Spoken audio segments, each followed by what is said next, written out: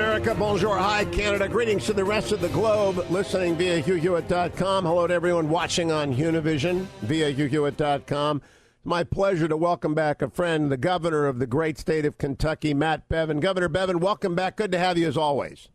Great to be on with you today, Hugh. Great to be with you as well. You know, I always tell people that Matt Bevin was the forerunner of the Trump revolution because in 2015 you won not just an upset, but an upset that stunned everyone.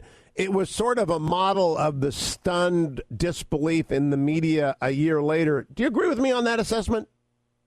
I think it's a fair assessment in a couple of respects. I was somebody who was supported by nobody politically, including in my own party, because I was an outsider. I'd never been involved in politics. I was a business guy. I was in every single poll expected to lose, including one done 3 days before the election. I was down by 5% outside the margin of error. Everybody said this guy has no chance. The New York Times followed me around to write the post-mortem on the campaign. All of this was an assumption that was made. I won by over 9%, winning 106 out of 120 counties. And I think it started to break this narrative that the media decides who wins and that there's a pre-assumed conclusion. And it woke people up in Kentucky, at least, and I think we've seen it in America, who may or may not have typically voted, but got engaged and started to reinfuse a voice into the people themselves. And I think it's been good, and I'm grateful to be a small part of waking up the people who are of and by the for the people when we talk about that. The Bevin revolution also exposed the absurdity of state polling. And they all admitted, well, it's hard to poll a state. Well, you know what? They still keep doing those polls, and I use you as an example whenever people are confronted by polls that disappoint them or lower expectations or drain momentum. That if Matt Bevin had listened to the polling, he would not be the governor of the great state of Kentucky now and able to lead what I want to talk about, freedomtowork.com. Now, I have a sponsor on this program, Job Creators Network. They've been around for a long time. They're out there helping small businesses. They have told me about the work, and I had Alex Acosta, the Labor Secretary, on last hour. I've talked to Doug Ducey about this, but you've got the lead oar on freedomtowork.com. What is it that you're attempting to accomplish in partnership with your other state chief executives, Governor Bevin? There are several things. I'm a former active duty Army officer. I have personal experience with seeing how difficult it was for military spouses to get a job when they were moved from place to place. So many states, maybe with good intention, maybe not, I don't know, but with detriment to the spouses of military folks, have restrictions on how they can use their various licenses in a state.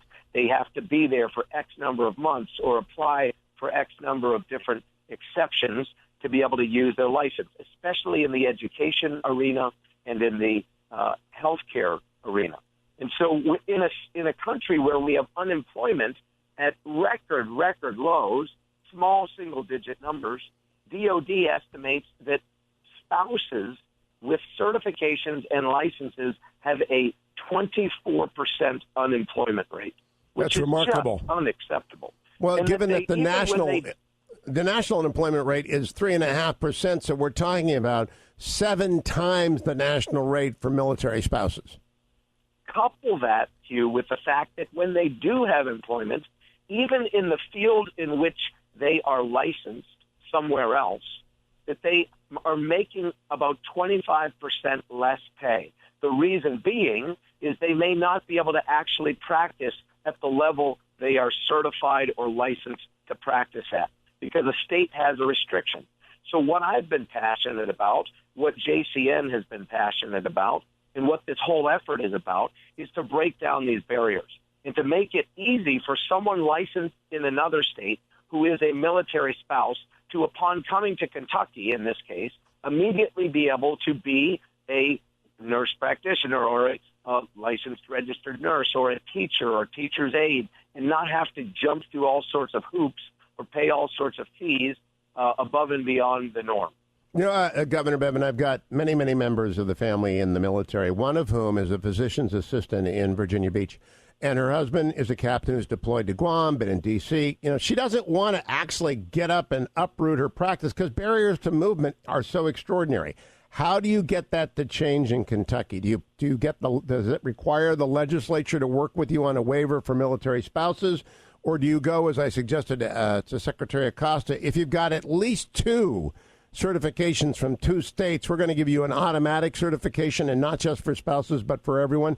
The job market is so tight, states are going to need to be able to bring people in if they want to attract businesses. Exactly. And so there's several ways. Most states, including ours, will probably have to do things legislatively. We've done a couple of things just in the last 2 years. First, we created occupational license reciprocity. This was a House Bill 319 that we passed last year. And this allows not only reciprocity to spouses, but also now to veterans, because that's another thing that people don't think about, is that often people will leave a place where they're stationed and want to stay there and not go back necessarily to what's called their home of record, where they may have gotten their license in the first place. So by legislation, we now allow people who are occupied in other places to be able to have reciprocity in Kentucky. And so, we've passed, if people want to look it up, Kentucky House Bill 319, Kentucky House Bill 323 are a couple of bills that were passed in recent years that can show them what we've done. Other states are doing the same thing, but not enough. We've also started to form kind of consortiums, for lack of a better term, and there are a number of states now that have banded together as it relates to licensing for nurses. And so that if you are part of this nurse licensing group, it's called the ENLC, the Enhanced Nurse Licensure Compact. And then if you are a member of this, as we are now, then you will accept the license of any nurse who is licensed in any of these other states upon them applying in your state. So it's not that complicated. We just need to be intentional about it and focused on it. We have 17,000 military spouses in Kentucky alone. Well, I urge you to push on, bring other governors with you. The Job Creators Network, you refer to it, JCN, they are leading the charge here. The website for people who are interested, freedomtowork.com, freedomtowork.com. I got to spend a couple of minutes on politics with you. It's an election year. Now, what's your unemployment rate in Kentucky right now, Matt Bevin? Our unemployment rate is at its lowest level ever in history. We're hovering around 4%, slightly higher than the national average, but the lowest we've ever had. And it's the first time in history we don't have a single county that's in double digits. We have some poor Appalachian counties. Every single county is now in single digits for the first time ever.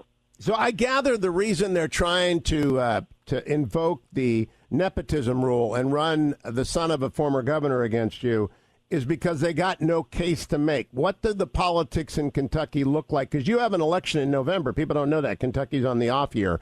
You've got to stand for re-election in November. What's it look like? It is funny. I am the only Republican incumbent governor running in 2019, so I'm a proxy in many ways for 2020. And you have all sorts of outside money coming in trying to stick my hide to the wall to prove that this could be scaled up and done to the president and to others in 2020 that are running. So it's an interesting dynamic. I mean, it shouldn't be as hard as it will be. There are 3 people vying to be the nominee on the other side. One of them is the current attorney general, son of the previous governor. He may or may not win the primary, but it's looking like he might because the others have not mounted a big enough charge. All this to say that it is going to be a very focused, highly focused race politically in America, eyes on Kentucky. And I take nothing for granted. Lowest unemployment ever, most people working ever, highest workforce participation ever, $20 billion in private capital invested in the state in the last 3 years, record levels of exports, all sorts of good things happening. And yet, I'm only the 4th Republican governor in about 100 years. There's never in the history of Kentucky been a Republican incumbent who has been reelected. There's never been a back-to-back Republican governor in the history of the state. So many things in the offing. There'll be a lot of activity. People can go to mattbevin.com if they want to follow along, if they want to help. It's an exciting time here in the Commonwealth. Well, what seems to me impossible, Governor Bevin, is they're running into what I call the wall of work. And it's what Donald Trump's going to talk about. It's what I hope you're talking about. You have built a wall of work. People are working. It's the most important element of human happiness is earned success. I don't know how the nepotism candidate or any of them deny the wall of work. I mean, what do they say? What do they promise except I actually don't know how you run against a wall of work. Here's what's crazy. How you run. Look what's happening in 2020 at the national level, Hugh. I mean, look at people talking about socialism. What they run with is free stuff. You don't have to work. We'll just give it to you. Guaranteed jobs, guaranteed income, guaranteed health care, guaranteed education. This is how they do it. It doesn't work. Matt Bevin, keep coming back, and good luck in the re-election campaign and in leading freedomtowork.com from the Job Creators Network. I appreciate your time very much. Don't go anywhere, America. Coming right back on the Hugh Hewitt Show.